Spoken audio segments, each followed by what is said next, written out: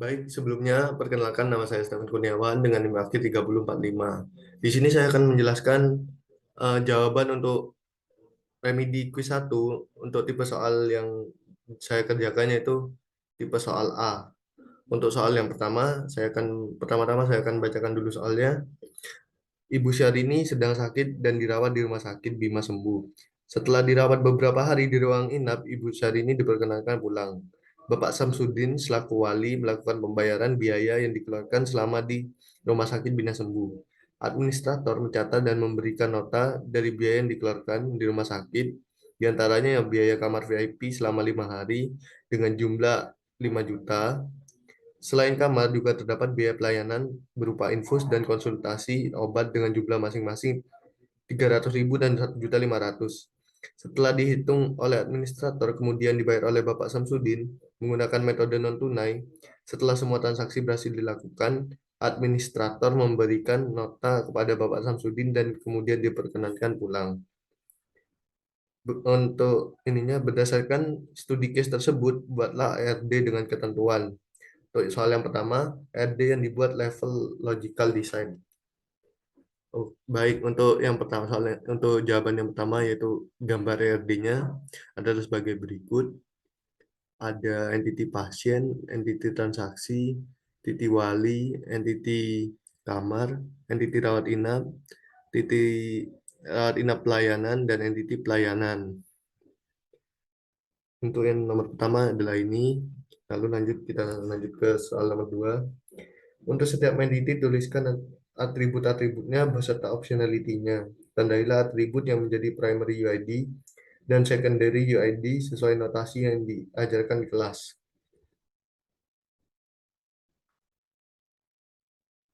Baik, untuk atribut-atributnya beserta optionality-nya yaitu untuk atribut pasien.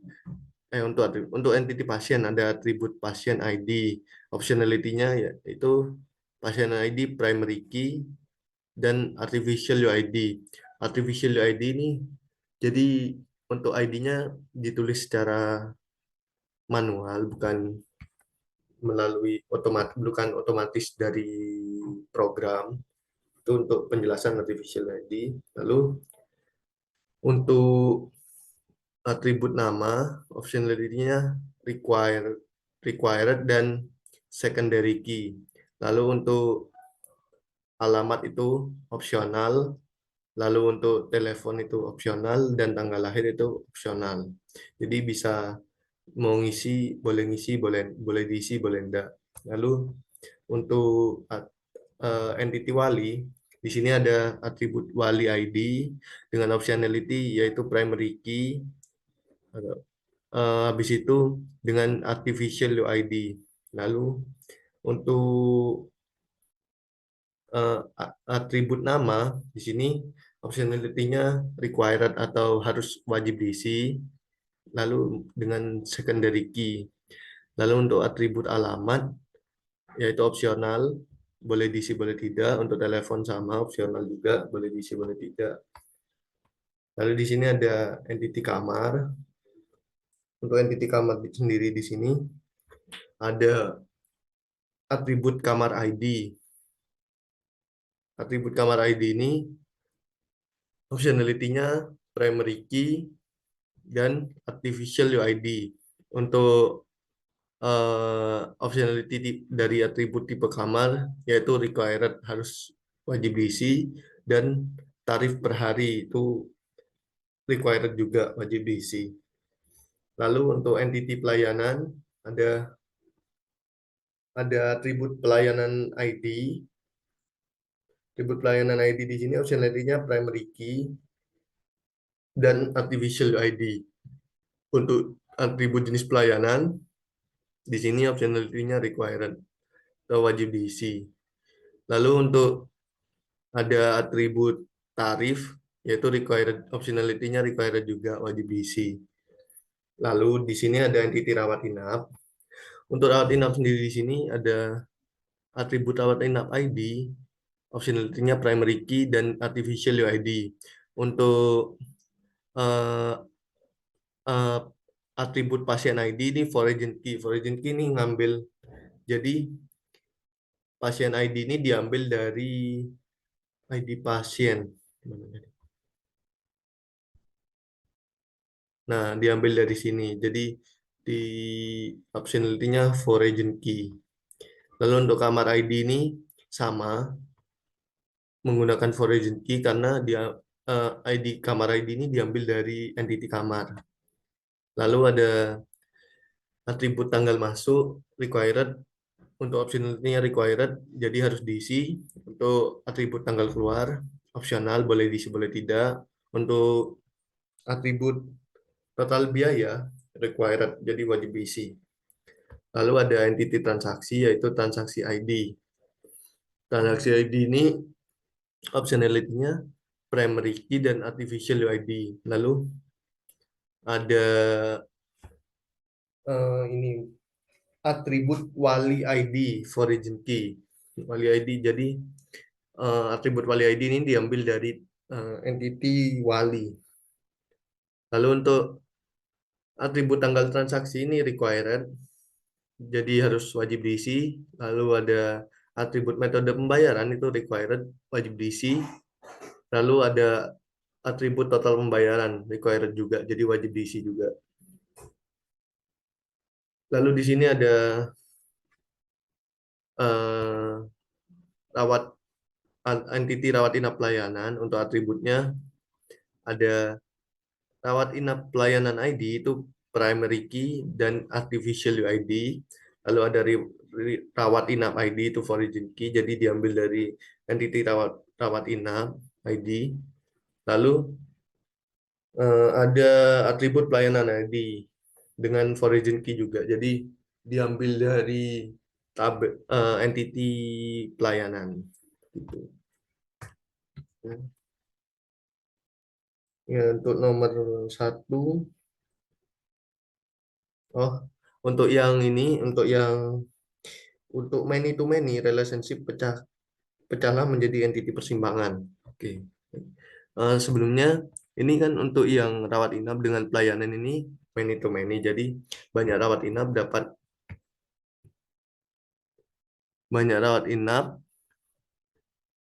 dapat memiliki banyak pelayanan. Begitu juga sebaliknya. Banyak pelayanan didapat pada banyak rawat inap. Jadi karena di soal ini untuk yang nomor 6 ini disuruh pecah menjadi entity persimpangan, jadi dibuat entity baru yaitu entity rawat inap pelayanan. Untuk relasinya yaitu one to one, jadi satu rawat inap memiliki satu rawat inap pelayanan. Begitu juga sebaliknya yaitu satu rawat inap pelayanan dimiliki oleh satu rawat inap. Lalu untuk yang pelayanan satu pelayanan terkait pada satu rawat inap pelayanan. Satu rawat inap pelayanan dikaitkan pada satu pelayanan. Kenapa relasinya one to one? Karena kalau dipecah gini harus tidak boleh ini, tidak boleh one to many. Jadi harus untuk relasinya harus one to one. Kalau udah dipecah. Baik, lanjut untuk ini. Untuk soal nomor 2, ada tabel anggaran dan tabel penanggung jawab. Misalnya, dalam melakukan programnya, pemerintah ingin memetakan rancangan anggaran untuk setiap program. Satu program memiliki lebih dari satu penanggung jawab, dengan catatan satu penanggung jawab untuk satu provinsi. Satu penanggung jawab dapat memegang lebih dari satu program, dan satu program akan dilaksanakan rutin setiap tahunnya di setiap provinsi. Untuk soal A, apakah tabel di atas sudah ideal jika ditinjau dengan konsep normalisasi basis data? Jawablah dengan menggunakan pecahan tabel seperti contoh di bawah ini. Untuk soal nomor 2 ya. Untuk tabel-tabelnya seperti ini. Baik. Saya bacakan di sini untuk tabel. Ini tabel yang udah dipecah ya. Untuk tabel program di sini ada ID program, ada nama program, ada anggaran program, ada tahun. Eh, untuk tabel anggaran di sini ada ID anggaran, ada ID program, ada tahun, ada provinsi. Untuk ID anggarannya ada 1, 2, 3, 4, 5. Untuk ID program P1, P2, P3, P4, sama P1. Untuk tahun ada 2024, 2024, 2024, 2023, 2025. Lalu untuk provinsi ada Bali, Jawa Timur, DKI Jakarta, Jawa Tengah, sama Jawa Timur. Lalu ada di sini tabel penanggung jawab, ada ID PJ, ID penanggung jawab, ada satu. Terus ada nama PJ, itu nama penanggung jawab, ada alamat PJ, ada nomor telepon. Untuk ID PJ ada 1, 2, 3. Untuk nama PJ ada Ajis Muhaimin, ada Gahar Prantara, sama Juan Maroni. Untuk alamat PJ, Jalan Lebak Bulus 2 dalam nomor Jalan Lebak Bulus 2 dalam nomor 42, Cilandak, Jakarta. Lalu ada Perum Kalasan Residen C01 Semarang, Jawa Tengah. Lalu ada Jalan Indramayu nomor 26 Menteng, Jakarta. Untuk nomor teleponnya sendiri 0831 0832 0833 081 332 896 537 081 337 283 672. Lalu untuk tabel penanggung jawab program, di sini ada ID penanggung jawab, ada ID program, ada wilayah. Untuk ID penanggung jawab sendiri ada 1, 2, 3. Untuk ID programnya yang ada P1, P2, P3. Untuk wilayahnya Jawa Timur, DKI, Jakarta. Ada P4, P1, P2. Untuk wilayahnya ada Jawa Tengah, Jawa Timur. Dan untuk untuk ID program P1, wilayahnya di Bali. Oke, baik untuk soal B di sini. Untuk soal B di sini, buatlah RD dari tabel yang telah dinormalisasikan dan jelaskan kardinalitasnya dan relationship yang telah Anda buat. Baik. Untuk tabel yang telah dinormalisasikan di sini, untuk RD-nya ada entity program, ada entity anggaran, ada entity penanggung jawab, dan ada entity PJ program. Untuk atributnya, untuk yang entity program ada ID program. Untuk optionality-nya primary key dan artificial UID. Lalu ada atribut nama program. Untuk optionality-nya di sini required. Lalu di sini ada uh, atribut anggaran program. Untuk optionality-nya required juga, dan ada di sini ada atribut tahun. Untuk optionality-nya required juga. Lalu di sini ada tabel entity anggaran. Untuk atributnya ada ID anggaran. Untuk optionality-nya primary key dan artificial UID. Ada ID program juga. Ini ID program ini for agent key. ID program ini didapat dari ID program yang di sini. Lalu ada tahun. Tahun ini option jadi optionality-nya required, dan ada provinsi. Untuk optionality-nya required juga. Lalu di sini ada atribut penanggung jawab. Ada untuk optionality-nya ya, untuk atribut ID PJ ini optionality-nya primary key dan artificial UID. Lalu ada atribut nama PJ. Untuk optionality-nya required, ada atribut alamat PJ, optionality-nya required, dan ada nomor telepon. Untuk atribut nomor telepon di sini required juga. Lalu di sini ada atribut PJ program, atribut entity PJ program dengan atribut ID PJ, optionality-nya primary key dan artificial UID. Lalu ada atribut ID program. Untuk atribut ID program ini foreign key didapat dari dari entity program. Lalu di sini ada atribut wilayah, optionality-nya required. Nggak bisa. jelaskan kardinalitasnya. Untuk kardinalitasnya yaitu program sama anggaran ini kardinalitasnya one to many. Kenapa one to many? Karena satu program ini bisa memiliki banyak anggaran dan banyak anggaran bisa banyak anggaran dimiliki oleh satu program. Jadi setiap program ini memiliki banyak anggaran. Contohnya pada tabel mana ya? Program memiliki banyak anggaran. Nah, tabel program ini kayak ID program P1 sama P2. Kan itu sama-sama makan gratis. Jadi anggarannya ada dua. Untuk yang tahun 2024 anggarannya 5 juta, untuk yang tahun 2025 anggarannya 10 juta. Jadi ada dua anggaran. Jadi bisa lebih dari ini, bisa lebih dari dua anggaran. Untuk sesuai tabel ya ada ini segini doang. Nah, itu lanjut untuk lalu di sini ada program dengan PJ program, penanggung jawab program. Jadi satu program berhubungan dengan banyak penanggung jawab program. Banyak penanggung jawab program terhubung pada satu program. Contohnya mana nih? Bentar. Nah, kayak ini deh. Kayak bentar. Kalau di tabel ini langsung dari tabel ya. Nah, di sini ada nama PJ sama program yang dilakukan oleh penanggung jawab tersebut.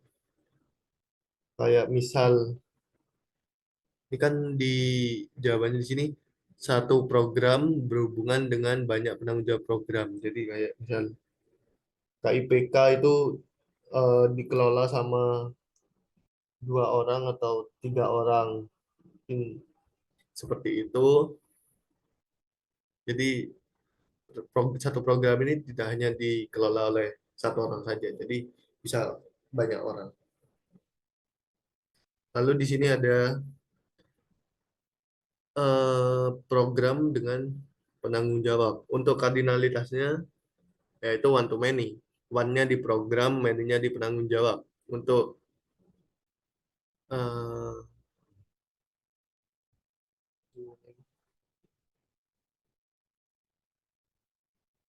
oke, baik. Untuk ini program dengan penanggung jawab, satu program memiliki banyak penanggung jawab. Lalu banyak penanggung jawab dimiliki oleh satu program. Jadi eh, satu satu program ini banyak penanggung jawabnya, banyak banyak penanggung jawabnya. Jadi banyak penanggung jawab dimiliki oleh satu program seperti itu. Lalu ada penanggung jawab dengan PJ program. Untuk penanggung jawab dengan PJ program ini one to many atau many to one. Kalau one to many dari penanggung jawab ke PJ program, kalau many to one dari PJ program ke penanggung jawab. Untuk penanggung jawab sama PJ program ini penanggung jawab berkaitan satu penanggung jawab berkaitan dengan banyak penanggung jawab program PJ program. Sedangkan banyak PJ program terkait dengan satu penanggung jawab, terhubung ke satu penanggung jawab. Jadi banyak PJ program ini terhubungnya sama penanggung jawab ini. Jadi ini RD saling berelasi, saling berkaitan antara satu sama lain. Ya mungkin itu saja untuk yang remedi quiz satu ini untuk yang bisa saya jelaskan. Kurang lebihnya saya mohon maaf dan terima kasih.